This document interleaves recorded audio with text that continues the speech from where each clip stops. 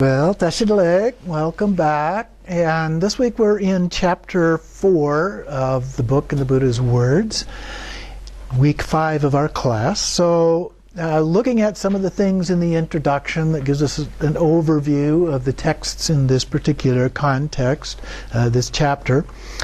Bhikkhu Bodhi says that some scholars hold that the Buddha's original message was exclusive, one of world-transcending liberation. And then he asks some questions like, did the Buddha's teaching for laity have no more than token significance? Were they to acquire merit by offering material support for the monastic order so that they could become monks and nuns, preferably monks, in future lives?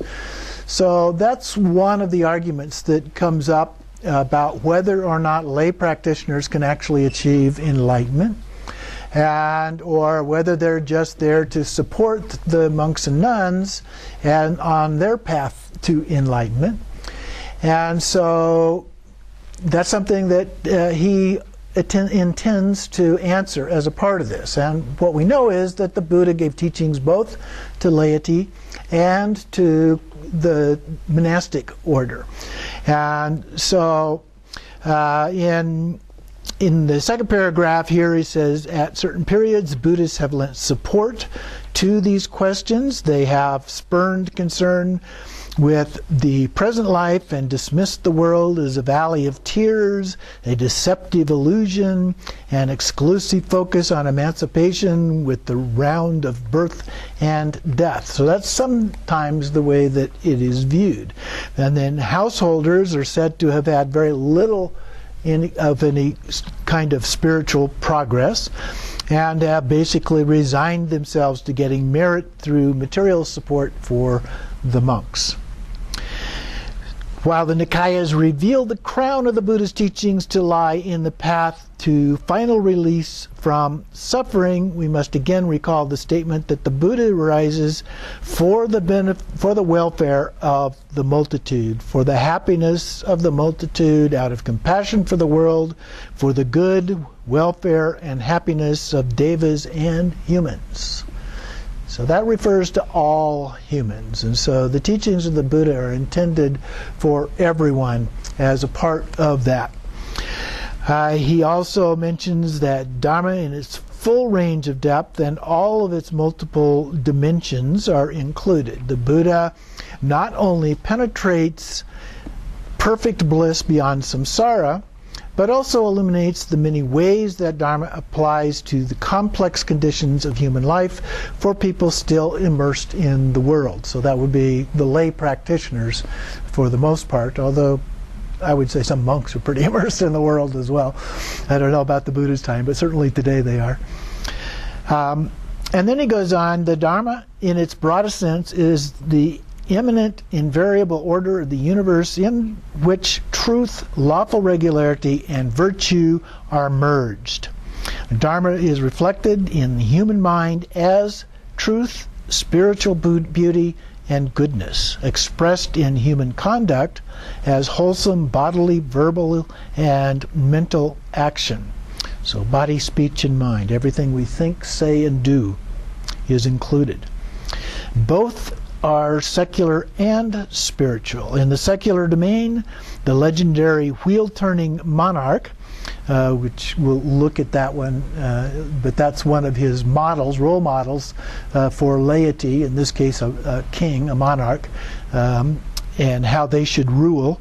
And that is a benevolent ruler who governs with the highest ethical norms and peacefully unites the world under a reign of universal justice and prosperity. So that's kind of the general overview here, and then he goes through each of the texts individually and gives a brief summary of those. So in the first text, here he refers in the second paragraph, below that bold designation, he talks about the king of the Dharma. So it actually reads as the king of the Dharma, the Buddha, and so he's using that phrase, the king of the Dharma, as being a representation of the Buddha. Even though he's using the word king, he's applying it in the context of the Dharma.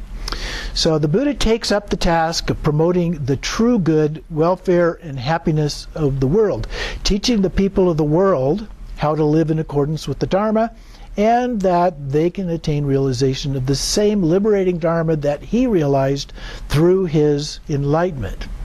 And then he goes through 3 different types of benefit that can be achieved through doing this at the top of 109. Welfare and happiness directly visible in this life by fulfilling one's moral commitments and social responsibilities. And of course, in a way, moral commitments are also social responsibilities, because morality and ethics and so forth has to do with how we interact with other people. So they're both about how we have interaction and responsibilities for others or with others.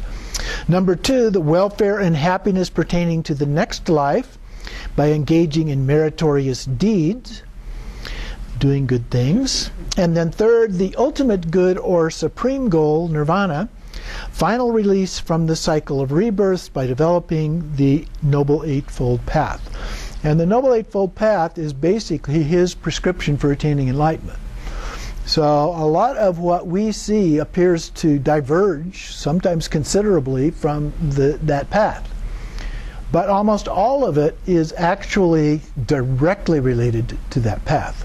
Sometimes you have to stop and think about how it's related, but it is. In one way or another, it's very much related to that. So the 4 Noble Truths, including the 4th one, which is the Noble Eightfold Path, are the key parts of his teaching. And throughout his teachings, you find references to that either directly or indirectly, continuously, over and over and over again. And so even in the very esoteric versions, like we see in Tibetan Buddhism, if you really look at it in that context, you realize, oh yeah, this is related here, it's related there, and so forth.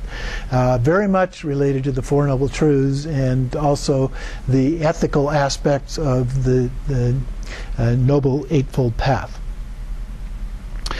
So we should give consideration to all 3 of these different aspects in looking at that. And then in about the middle of the page there, that paragraph, he says, the present chapter includes a variety of texts that pertain to the happiness directly visible in this present life. And then in the sutra, the Sigalaka Sutta, also known as the Singalovada Sutta, the layperson's code of discipline. The heart of this sutra is the worship in the 6 directions. So we'll take a look at that, and that's the 2nd text, in which the Buddha freely reinterprets an ancient Indian ritual, infusing it with new ethical meaning.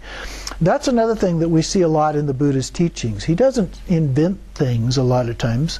What he does is he takes something that's already common in the culture and just puts a different spin on it. He changes the meaning, the understanding of that in a new and different way. The society is sustained by a network of interlocking relationships that bring coherence to the social order, with reciprocal duties and responsibilities in the spirit of kindness, sympathy, and goodwill.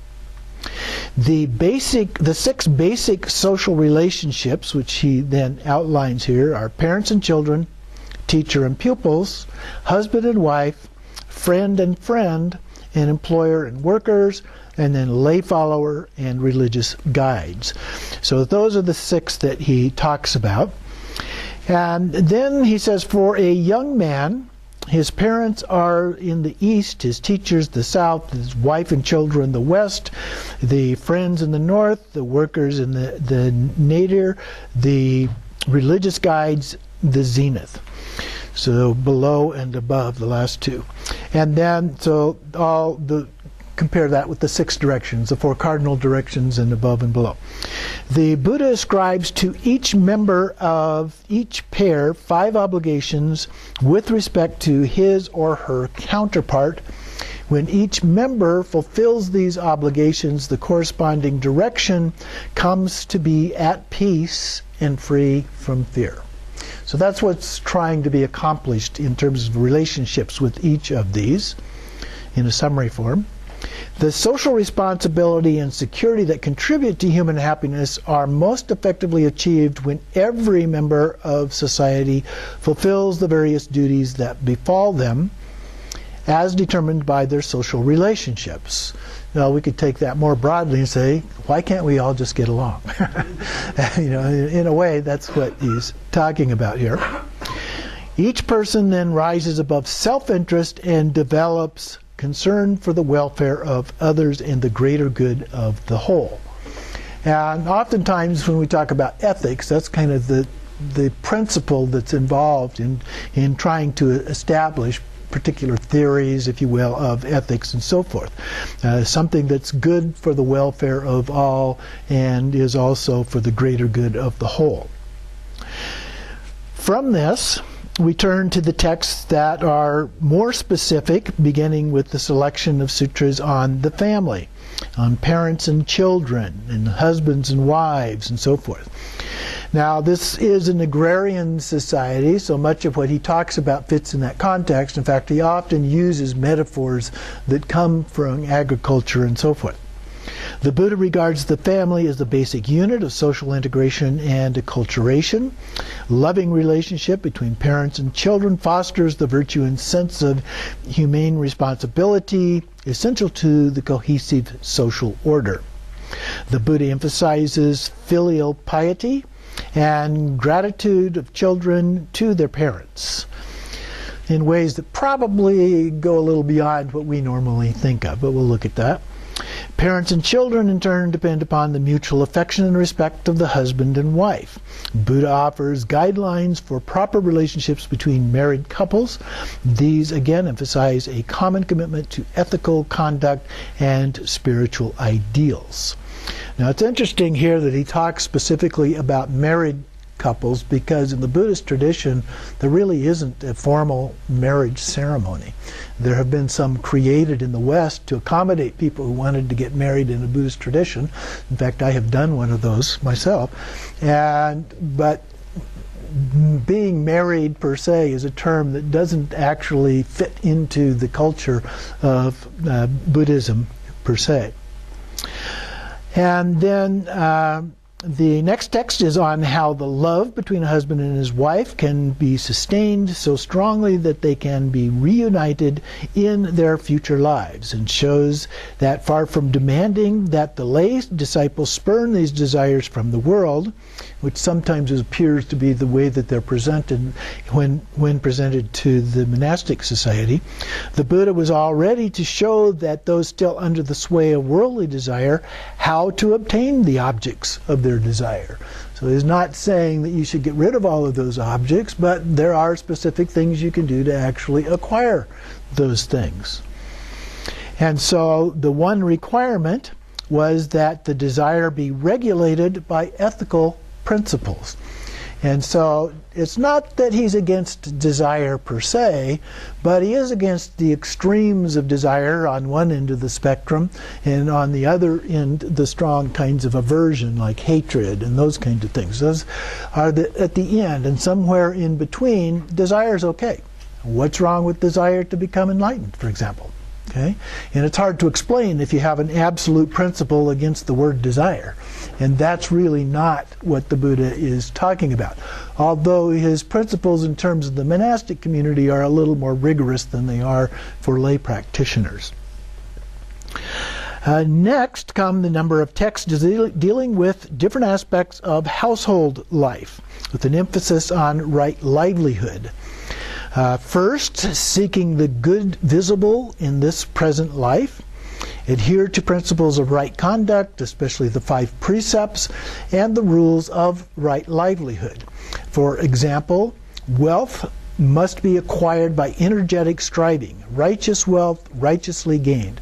So he's not against wealth, but how you get that. If you get it through cheating people and misleading or lying to people and those kind of things, that's not righteous wealth. But if you get it through hard work and treating people fairly, including your workers and all of that, then that's acceptable. But it goes on. We also then have to use that wealth appropriately. And we can use some of it for ourselves, but we don't have to use it. We have to be careful about excessively using it just for ourselves. We also have to pay attention to dependents and others who live on charity, such as the ascetics and the Brahmins and so forth. So we need to be generous with our wealth as well. Second, the lay follower should not resist content with the mere pursuit of temporal well-being and happiness, but also seek well-being and happiness pertaining to a future life. Now he has some kind of interesting views in different places on the meaning of that and how that applies that I find very interesting. The principal virtues a lay follower should possess leading to future welfare are: 1, faith in the Buddha as an enlightened one; 2, moral discipline, unbroken observance of the 5 precepts. So the 5 precepts are the key there. And even when you get into the precepts for monks and nuns, the 5 precepts are the primary guideline, and the rest are almost like details. Generosity as application to charity, giving and sharing, and wisdom as insight into the arising and passing away of phenomena. The ideal householder is not merely a supporter of the monastic order, but a noble person who has attained at least the first of the 4 stages of realization, the fruition of stream entry. So you have these 4 different levels that he talks about. The stream entry is the first of those levels, the once returner, then the non-returner, and then the arhat.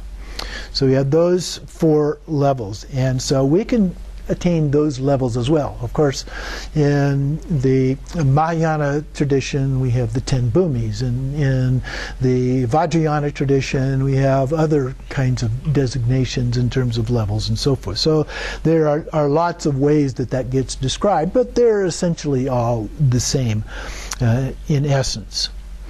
Finally, we come to a selection of texts called the community. And here both the Sangha and the Sangha as the monastic order and the civil society in which the monastic order must be rooted. So that's one of the keys there. So the monastic order is dependent upon the society. Okay, they have to get food from them. They are dependent in terms of clothing. They are dependent in terms of shelter and so forth that is provided by the community. So it's very rooted in the civil society. So that's why it is a very important part of this. They're a team working together, so to speak. The capacity for moral and spiritual development depends upon the material conditions of society in which they live. When people are mired in poverty and oppressed by hunger and want, they will find it hard to hold to a path of moral rectitude. The sheer pain of hunger, for example, will compel them to stoop to types of behavior they would avoid if they could. And so he makes a very important point about the nature of how society is structured and how people interact with each other, the wealthy, the poor, and so forth, having to help each other as a part of that, a very strongly divergent view from what we typically see in our culture, where it's every man for himself, so to speak. And trying to pull yourself up by your bootstraps and other kinds of sayings that we have as a part of that, a very strong independence kind of an element in our culture, even though there's an underlying, even below that, there's a kind of a structure where we actually do a great deal of taking care of each other at different levels as a part of that. But at the more visible part, the part of our culture that gets a lot of the attention, and lots of books written on this and so forth, that it's all up to you and what you do, and work hard and make a lot of money and you'll be successful kind of thing. But the Buddha did not agree with that approach. Not that he was opposed to making money, as I said, but how you make the money and how you use that money. So then he goes on and says at the bottom of that page, the provision of economic justice is integral to social harmony and political stability. So he talks quite a bit in here, we'll see, about that if there are people that are poor, you're going to wind up with crime. And if you want to get rid of crime, you can't deal with that just by putting people in jail or punishing them and that kind of thing. You got to find ways of providing jobs for them so that they can earn the money that they need for an appropriate level of living and so forth. So we could learn a few things. The first two texts prescribed here are guidelines for the monastic order. There are excerpts from a long discourse shortly after the death of Mahavira, the leader of the Jains. The Jain monastic order was beginning already to split up, so the Buddha appears to have been a little concerned about that and what might happen with his followers. And so he wanted to lay down some guidelines to keep that from happening. And so he talks about 6 qualities that lead to quarrels and disputes, and that monks should strive to eliminate those. They can easily be given a wider application also to the laity. So a lot of these principles in the teachings that we hear that are directed toward the monastic community can also apply to us. But at the same time, there's nothing wrong with stepping back and saying that, well, this doesn't seem to fit our context as laity or lay practitioners. And so maybe it needs to be adjusted a little bit in that context. So then the counterpart, so that's kind of expressed in a negative way, but the positive counterpart to that is the second of the text, the principles of cordiality that lead to love, respect, and harmony. And so we have loving acts of body, speech, and mind, sharing of possessions, common observance of precepts, and unity of views. The same sutra provides more detailed guidelines preserving the harmony in the monastic order after the Buddha's death, but he says, are too specialized for the present anthology. So we don't get the monastic ones in the text as included in this book. And then the next text here, 463, it talks about the Asalayana Sutra, which captures a debate with a precocious Brahmin pundit about the caste system. Now, the caste system had 4 major classifications, and then there were sub-classifications. But I recently read that a lot of what we think about the caste system and the rigidity of it and so forth as being attributed to the Vedas, actually in the culture was not that strong until the British came along. When they took over India, and particularly India, but also some other places where the caste system was a part of the Hindu tradition, they exploited that to help control the Indian society. And prior to that, the evidence is in the history that it was there, but it wasn't nearly as strong as we're led to believe as they rewrote history backwards in order to describe this as something that was always there. And that's what the British tried to do, is backfill the history with that in order to have better control over the Indian population. So history changes all the time. In the Buddha's age, the caste system was only beginning to take shape. So this kind of indicates that in northeast India, and had not yet spawned the countless subdivisions and rigid regulations that we now know were particularly promulgated by the British. Society was divided into 4 broad classes: the Brahmins, the Khatriyas, the Vaishyas, and the Sutras. It might be Shuddhas. And so those are the 4 broad classes, and then below that you would have the untouchables, which wasn't an actual class, but the ones that weren't in a class, so to speak. And so from the Nikayas, it appears that the Brahmins had already embarked on their drive for domination over the rest of Indian society. So by promulgating the thesis that the Brahmins are the highest caste, the divinely blessed, and are alone capable of purification. Now the Brahmins were the priestly class, and so they were the basically, in the Vedic tradition, which is the tradition of the time of the Buddha, they were the ones who did the religion. Everybody else paid them to do it for them. Okay, you didn't have ordinary people doing these kinds of practices. You had to go to one of these Brahmins to do them for you. Although, as we'll see, the Buddha actually changed the meaning of the term Brahmin. This is another example where he took something that was acceptable in the culture and he changed the meaning of what it meant to be roughly the equivalent of an arhat. So sometimes we have to pay attention to the context when we're reading, we run across that term, but a lot of times he's actually talking about his own followers as a part of using that term. Then, contrary to certain popular notions, the Buddha did not agitate for the abolition of the Indian class system. Within the Sangha, however, all caste distinctions were abrogated from the moment of ordination, and the Buddha renounced their class titles and prerogatives, and becoming known simply as disciples. So he didn't really support the caste system, but he didn't really try to break it down. Well, one of the things that we tend to see about the Buddha and how he applied these principles was that you might say he went a little bit softly on society. Now remember, he's saying that society is the root of what we're doing here. And so we're dependent upon society. So a lot of the rules, and so if you go into the Vinaya and start looking at the rules, for example, we talked earlier about the rules for killing. And so there were some who wanted everybody to become vegetarians, and he said no. And within the killing, one of the things that came up is if somebody offered you meat as a monk, you were to take it. Okay, you didn't want to say, oh no, that you killed an animal, I can't take that, because you might offend the person who's giving it to you.